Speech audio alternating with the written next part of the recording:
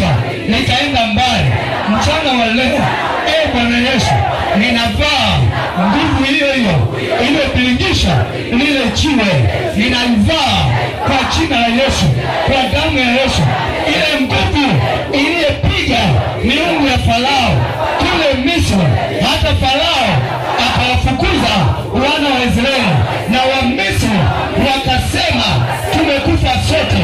Nguvu ile naivaa leo, maana hiyo ni nguvu ya neno lako, ni nguvu ya jina la Yesu.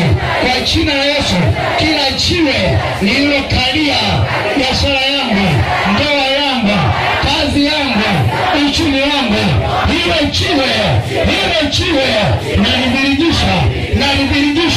naliviringisha kwa jina la Yesu, kwa damu ya Yesu.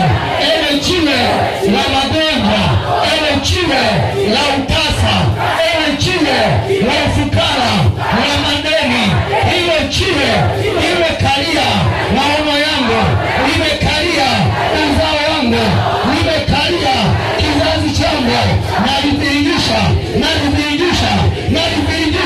kwa jina la Yesu, kwa damu ya Yesu. Ile miungu imefunga mafanikio yangu, imefunga kazi yangu, afya yangu, ile miungu imefunga ustawi wangu, inaharibiwa, inakufa.